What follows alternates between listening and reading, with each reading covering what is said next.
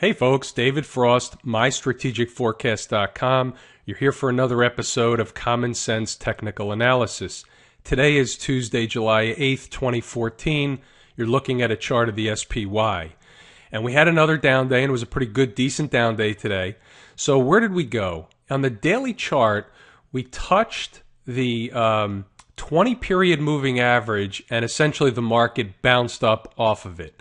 Now, that's a typical behavior of the market. And what happens is the reason why it's a behavior is because the market's made up of people, and people, traders, know that other traders are going to take the 20-period moving average on the first hit after a period of time. So this is after about a week and a half or so. And they're going to take that as a tradable event, and they're going to buy the market down in this area, okay, in the area of the 20-period moving average. The market bounced up, and that's that, and that's the trade. So that's a day trading technique, and that's what happened today. However, that doesn't mean that there's not more downside coming, okay? Tomorrow, we can certainly come down in this area here, and I think the other day I said that on this move, I wouldn't be surprised to see the market go to 194.5, 195, something like that. And that's kind of where we're headed. And then I really do expect a bounce up. And I expect a bounce up into next week, maybe the end of this week into next week. And one of the main reasons why is because next week is options expiration week.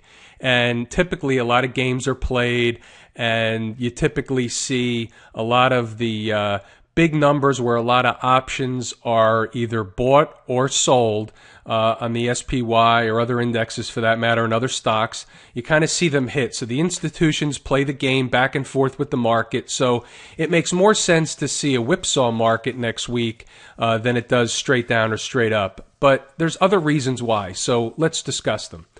What you have now, beginning today, Alcoa announced earnings. So this is the official beginning, if you will, of earnings season. So what happens is a lot of volatility is going to come back into the market. The mornings are going to get a little wild when you have earnings announcements, after the market closes and then before the market opens. So there's a lot to do from a trading perspective when earnings announcements are taking place. And then when we get into the period where there's multiple earnings announcements a day on big stocks, that's when the market is going to get whippy. That's when the volatility is going to come back. And maybe earnings season will be bad, and maybe that'll be the excuse for the market going down. Maybe it'll be good in the beginning right now, and maybe that'll push the market up. We'll see how it all plays out. But in the end, I'm still looking for my cycle turn date, which is coming up, which brings me to another area. I almost forgot. I want to bring this up again. This is a little plug. Go get this report. Second half 2014 stock market forecast. There's no harm in getting the report. Go to the website, mystrategicforecast.com. On the right-hand side, you'll see a box that says download the report. Go download the report. Okay? The worst case is you don't believe the report, but at least know what it says so you can be prepared. And if you see things start to play out like I'm discussing, then you'll know how to play it and you'll know how to profit. And that's the whole idea of the report. All right, let's get back to the markets. So one other important thing that happened today, and it happened yesterday, and this is the IWM. Okay, this is the small cap index, the Russell 2000. And look at the two big down days, okay? Yesterday, big down day. Today, another big down day, okay? And what happened was the market bounced off just like the S&P bounced, but it came into this support area here, bounced up. The S&P came into the 20-period moving average, bounced up, but they basically coincided with each other. And again, there could be another down day here. You can get one of these three big red bar surges, and you can come into this, you can come all the way, I don't think we'll get down here, but you can come into this 114 area tomorrow for sure. Maybe this pivot top here at 114.5, that looks like a better area. I'm not doing the mathematical numbers. I'm just doing it, on the fly during this video with you. And I'm looking at 114.5 is probably a good level tomorrow. Even this pivot low here. Look at this pivot low.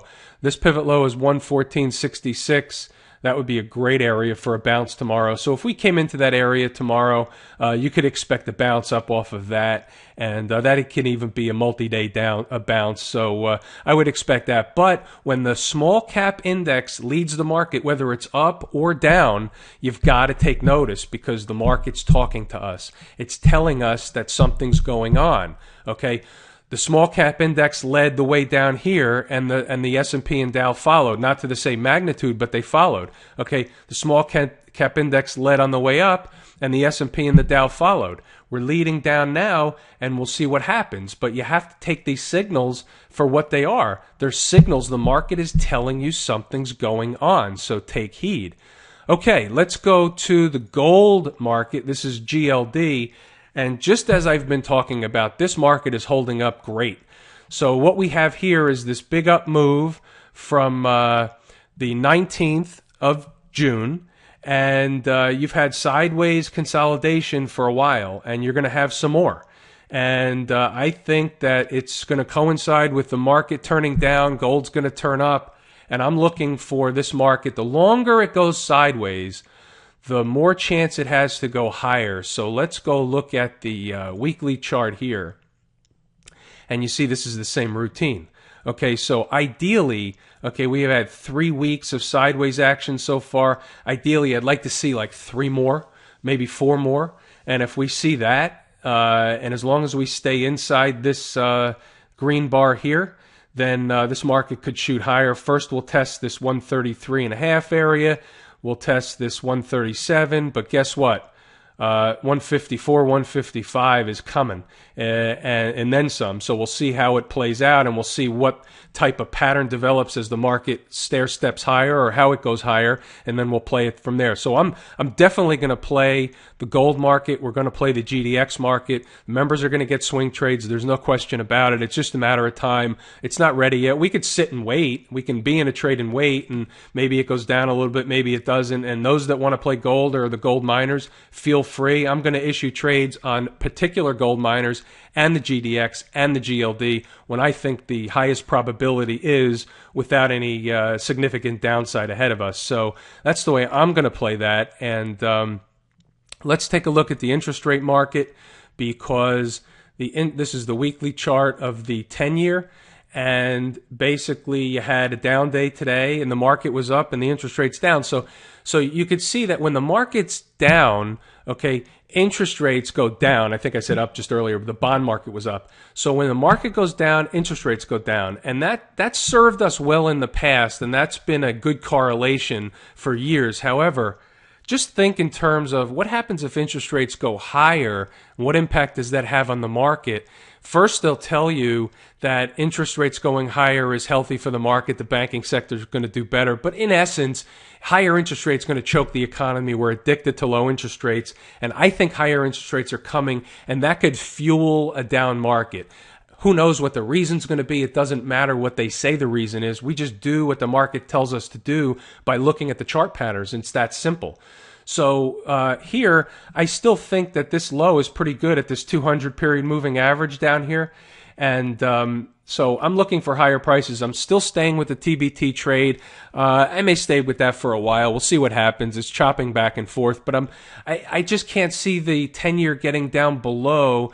The low here was 240. I just can't see it getting below 240, even if it did, by not much. So in my mind, I think it's a good risk-reward trade, and I'm going to stay with it. And that's my story. I'm sticking to it. Let's go over to the oil market. Here's the USO. And USO had another down day. But you know what? On a weekly basis, we're still staying inside this big green bar here. And the low was 37.94. And today the low was 37.98. And we closed at 38.13. So as long as we stay there on a weekly basis, that means it's got to stay there as long as it doesn't close below there on Friday at 4 o'clock, then this is still higher prices ahead. I think $40, $40.50, which coincides with the 109.50, 110 area in the price of crude oil contract, the futures contract. So that's the story in oil. Let's go over to the daily chart and just take a gander at what happened It's another down day today, and excuse me. I think 37.60 in this area, 37.50 is probably your downside target for this week. If it comes into this area, I would expect a bounce. And I say all this because I don't think it's ready to go down yet. I think oil is going to coincide with gold, which is going to coincide with the stock market. And they're not all going to go the same direction, but I think there's higher prices ahead for oil before there's much lower prices. So that's the way we're going to play oil. And I think that's about it for tonight, folks. Just remember, go pick up your copy of Second Half 2014 Market Forecast. Go to the website, mystrategicforecast.com. I'm David Frost. Common sense technical analysis. Thanks for tuning in, folks.